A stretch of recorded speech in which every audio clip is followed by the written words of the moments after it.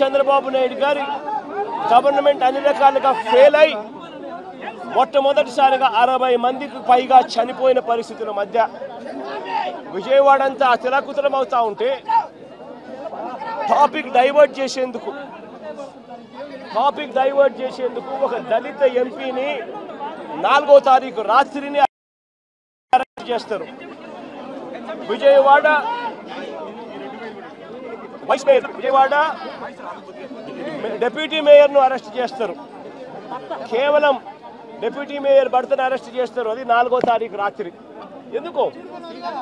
ఎందుకంటే ఇక్కడ చంద్రబాబు నాయుడు గారు పూర్తిగా ఫెయిల్ అయిపోయిన పరిస్థితుల్లో 60 మంది చనిపోయిన పరిస్థితుల్లో చంద్రబాబు నాయుడు గారి గవర్నెన్స్ ఫెయిలియర్ను దారి మళ్లించేందుకు డైవర్ట్ చేసేందుకు అరెస్ట్ చేస్తారు. అసలు ఈ కేసుకు సంబంధించి పూర్వాపరాలు చూస్తే ఈ కేసుకు సంబంధించి 3 సంవత్సరాల పైచిలకు 3-4 సంవత్సరాల కిందట జరిగిన ఈ కార్యక్రమం, ఈ ఘటన 2021 అంటే దాదాపుగా 4-5 సంవత్సరాల కిందట జరిగిన ఘటన. దాదాపుగా 4 సంవత్సరాల కిందట జరిగిన ఘటనలో ఈరోజు టాపిక్ డైవర్ట్ చేసేందుకు 4వ తారీఖు రాత్రిన సురేష్ను, దళిత ఎంపీని, విజయవాడ డిప్యూటీ మేయర్ భర్తను అరెస్ట్ చేస్తారు.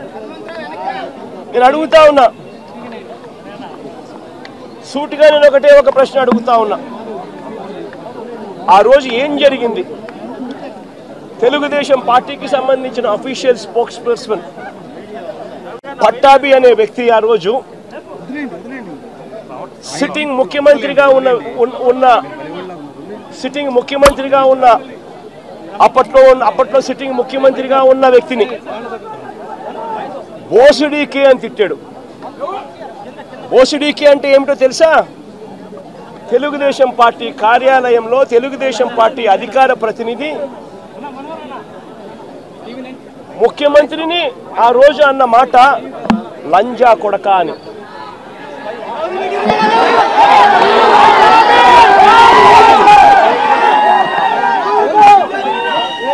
నిజంగా ఆ మాదిరిగా ఒక వ్యక్తి తిడితే రాష్ట్ర వ్యాప్తంగా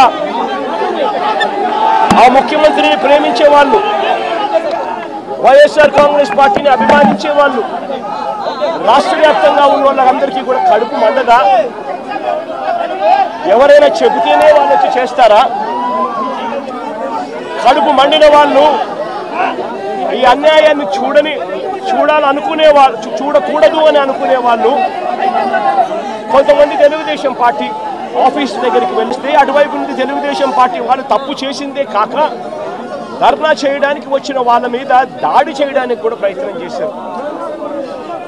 ఆ దాడి జరిగిన పరిస్థితుల్లో, ఆ తోపులాటలో, ఆ తొక్కిసలాటలో తెలుగుదేశం పార్టీ ఆఫీసు మీద కొద్దో గొప్ప రాళ్ళు పడిండొచ్చు. నేను అడుగుతా ఉన్నా, ఆ జరిగిన ఘటనను ముఖ్యమంత్రిగా నన్ను అన్నా కూడా నేను చంద్రబాబు నాయుడు గారి మీద కక్ష సాధింపు చర్యతో వ్యవహరించాల. రాళ్ళు పడినాయి అని చెప్పి ఎప్పుడైతే తెలిసిందో వెంటనే అటువంటి ఆ ఘటనకు పోయిన వాళ్ళందరినీ కూడా ఎవరెవరు పోయారు అని చెప్పి ఆధారాలు చూసి, అక్కడ ఉన్న సీసీ కెమెరాలో, అక్కడున్న ఒక్కొక్క సెల్ ఫోన్ లొకేషన్స్, ఇవన్నీ ఆధారాల మేరకు చూసుకొని ఎవరెవరైతే పోయారో వాళ్ళందరినీ కూడా 41A ఇచ్చి వాళ్ళందరినీ కూడా అరెస్ట్ చూపించి కోర్టులో ప్రొడ్యూస్ చేయడం కూడా జరిగింది. ఎందుకంటే 7 ఏళ్ల లోపు ఉన్న కేసు ఇది. శిక్షా కాల పరిమితి 7 ఏళ్ల లోపు ఉన్న శిక్షా కాల పరిమితి ఉన్న కేసు ఇది. కాబట్టి దీంట్లో అరెస్ట్ చేయడం అన్నది it does not serve the purpose. కాబట్టి 41A ఇచ్చి కోర్టుకు హాజరుపరచడం కూడా జరిగింది. మన ఇంత నిబద్ధతతో ఆ రోజు మేము అడుగులు వేసాం. ఇంత నిబద్ధతతో ఆ రోజు నిబద్ధతతో అడుగులు వేసి వాళ్ళందరినీ కూడా హాజరుపరిచి 41A కింద వాళ్ళందరికీ కూడా నోటీసులు ఇచ్చి వాళ్ళందరినీ కూడా కోర్టుకు ప్రొడ్యూస్ చేశారు. నేను అడుగుతా ఉన్నా, ఈరోజు సురేష్ కానీ లేకపోతే వీళ్ళు అరెస్ట్ చేసిన డిప్యూటీ మేయర్ హస్బెండ్ కానీ వీళ్ళల్లో ఏ ఒక్కరైనా కూడా ఆ రోజు కనీసం లొకేషన్లో ఉన్నారా? వీళ్ళ సెల్ ఫోన్లు ఎక్కడున్నాయో ట్యాగ్ చేస్తే తెలియదా? తెలుగుదేశం పార్టీ ఆఫీసులో సీసీ కెమెరాలు ఉండవా?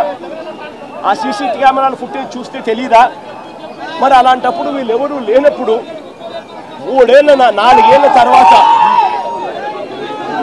ఏళ్ల తర్వాత జరిగిన ఘటనలో మీరు ఇష్టం వచ్చినట్టుగా ఇప్పుడు మళ్ళీ దాన్ని తవ్వి దాంట్లో ఫాల్స్ విట్నెస్లని జోడు చేసి దాంట్లో ఉన్న వాళ్ళందరినీ భయపడిచి ప్రలోభాలు పెట్టి వాళ్ళతో లేనిపోని పేర్లన్నీ రాయిచ్చేసి నీ ఇష్టం వచ్చినట్టుగా నువ్వు అరెస్టులు చేయడం మొదలు పెడతా ఉన్నావు. రాష్ట్ర వ్యాప్తంగా కూడా ఇదే జరుగుతూ ఉంది. ఈ ఒక్క కేసే కాదు, ఇదే మాదిరిగానే రాష్ట్ర వ్యాప్తంగా కూడా జరుగుతూ ఉన్నాయి. పోలీసులు ఏ స్థాయికి దిగజారిపోతా ఉన్నారు అనంటే అటువంటి పాత కేసులలో కావాలని వీళ్ళే తప్పుడు సాక్ష్యాలు క్రియేట్ చేస్తూ ఉన్నారు.